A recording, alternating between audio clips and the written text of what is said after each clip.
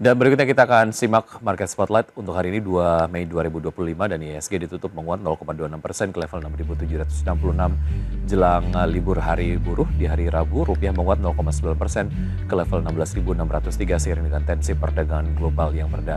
Mayoritas sektor menguat, kesehatan memimpin dengan kenaikan 2,7% di perdagangan di hari Rabu. Dan agenda ekonomi pemirsa, ada data soal inflasi Indonesia bulanan dan juga tahunan di bulan April. Kemudian dari Amerika Serikat ada Fed Balance Sheet, kemudian juga ada posisi cadangan di Bank Federal Reserve. Kemudian dari Korea Selatan ada indeks harga konsumen bulanan dan tahunan, sementara di Jepang ada data soal tingkat pengangguran. Agenda emiten pemirsa dapat Anda saksikan di layar televisi. Untuk TINS dan juga Halo menggelar pemberitahuan RUPS, sementara untuk PTRO dan juga Cuan DPS dividen tunai dan BTPNX dividen tunai. Berikutnya untuk pembukaan dari bursa-bursa utama Asia di pagi hari ini. Seperti Anda dapat saksikan di layar televisi, pasca bergerak mix atau ditutup mix di perdagangan di hari Rabu, untuk bursa-bursa utama Asia kompak dibuka menguat dengan penguatan terjadi di 0,99% untuk Nikkei di level 36.811, STI Singapura menguat 0,08%. Di level 3.835, Kospi Korea dibuka menguat 0,04%, di level 2.597 dan juga Hang Seng Hong Kong dibuka menguat 0,41%, di level 22.213. Untuk berbincang pagi hari ini kita sudah terhubung bersama Mas Hendra Wardana, founder Republik Investor. Selamat pagi Mas Hendra. Selamat pagi, Mas Ibu. Baik, terima kasih sudah bergabung bersama kami di Market Buzz. Mas Hendra, walaupun di hari kejepit, tapi kemudian hari ini perdagangan harus tetap berjalan begitu, dan juga terkait dengan analisis-analisis dan juga referensi perdagangan tentu saja diperlukan oleh pelaku pasar begitu ya. Salah satunya adalah terkait dengan potensi deeskalasi dari perdagangan global yang terganggu oleh beberapa hal, diantaranya adalah proyeksi pertumbuhan ekonomi dunia begitu ya, yang dikoreksi lah, ataupun mungkin ada data-data soal proyeksi pertumbuhan ekonomi dunia yang dirilis oleh Bank Dunia, dan ini juga quote unquote sedikit mengganggu suasana deeskalasi dari perang dagang. Bursa Asia bergerak mix di perdagangan di hari Rabu. Apa sebetulnya yang menjadi concern dari investor di bursa Asia ataupun di kawasan Asia, Mas Hendra? Ya, Mas Widi, kalau misalnya kita lihat belakangan ini memang pelaku pasar Asia ya, memang bisa dibilang lagi was-was. Jadi kalau misalnya kita lihat, memang ada harapan sebelumnya bahwa ketegangan antara Amerika Serikat dan Amerika China ini bisa dibilang ada, terutama karena ada 90 hari jeda tarif dari permintaan kan.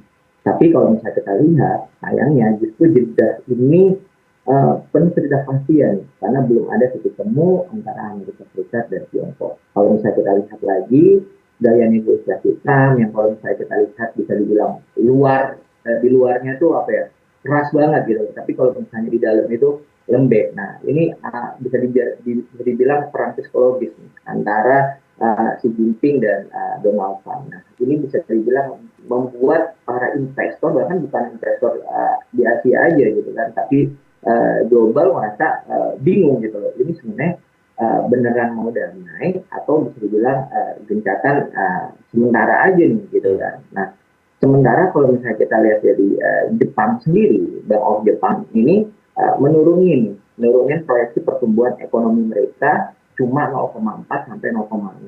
Kalau misalnya kita lihat ya pastinya karena perang dagang antara Amerika Serikat dan China, dan pastinya juga kalau misalnya kita lihat negara Jepang sendiri, dia negara ekspor juga, jadi bisa dibilang ya pastinya akan ada gangguan di jalur perdagangan global yang bisa dibilang akan berasa langsung. Makanya kalau misalnya kita lihat bursa Asia saat ini bergerak mix, walaupun kalau misalnya kita lihat memang ada kecenderungan naik, tapi pelaku pasar Asia ini lagi tarik ulur antara optimisme akan negosiasi dagang atau bisa dibilang pesimis nih soal kondisi ekonomi global. Jadi kalau misalnya dibilang konsen utamanya apa, ya pastinya adalah kedegangan ini akan selesai dengan win-win solution atau justru malah jadi pemicu resesi global yang ada di depan mata atau yang kita lihat kian nyata lah gitu. Ya, walaupun memang sebelum libur kemarin banyak kemudian asumsi yang bermunculan terkait dengan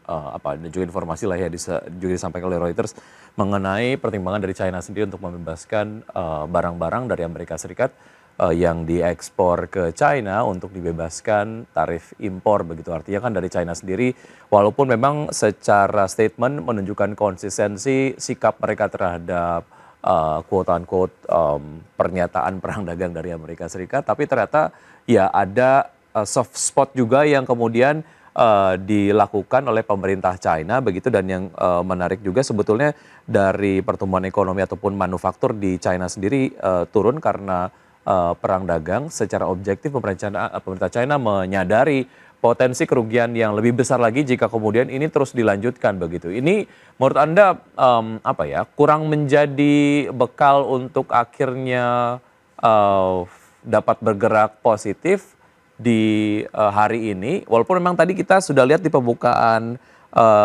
pagi hari ini untuk bursa-bursa utama Asia kompak dibuka menguat. Mas Hendra, sedikit saja analisis Anda mengenai hal ini.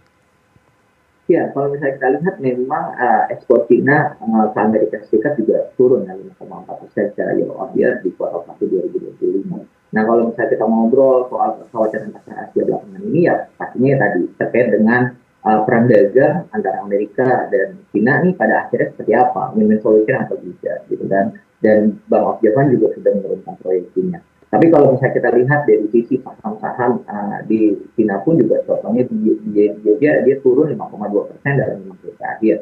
Jadi kalau misalnya dibilang kira-kira hari ini gimana ya pergerakan IHSG, kecenderungan masih ada ruang untuk IHSG kembali mengalami penguatan, walaupun memang pergerakannya memang terbatas, karena kalau misalnya kita lihat juga kita bisa dibilang hari kejepit yang tadi Mas Yudi sampaikan, nah ini bisa jadi salah satu pengaruh juga terhadap psikologis. Lebih baik santai dulu atau wait and see melihat pergerakan sembari melihat perkembangan global ataupun dari domestik itu sendiri.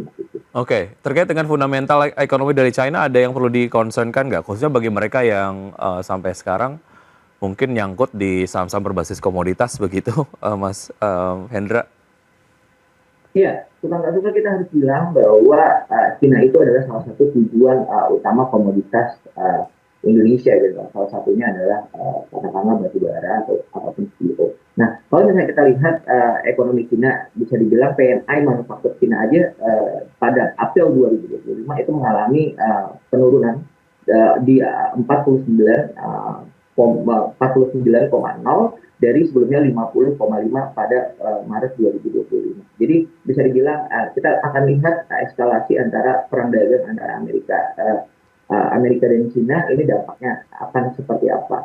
Harapan saya sih ya, akan ada titik temu, akan ada win-win solution antara Amerika Serikat dan China sehingga ekonomi kedua negara ini baik, sehingga ekonomi China membaik, sehingga permintaan terhadap komoditas Indonesia membaik, sehingga pertumbuhan ekonomi Indonesia juga akan baik ke depannya, dan emiten-emiten komoditas yang TBK juga mengalami hal yang positif ketika misalnya permintaan dari China meningkat. Gitu. Oke, dua ekonomi terbesar dunia tersebut menyadari dan juga merasakan sebetulnya dampak dari perang dagang jika ini kemudian tidak ada win-win solution begitu ya. Artinya ini masa konsolidasi, masa deeskalasi, dan juga seperti Anda tadi sampaikan ada optimisme mengenai win-win solution yang mungkin akan menguntungkan kedua belah pihak dan juga akan menguntungkan banyak negara dan juga pasar, apakah itu global, regional, dan juga domestik begitu, karena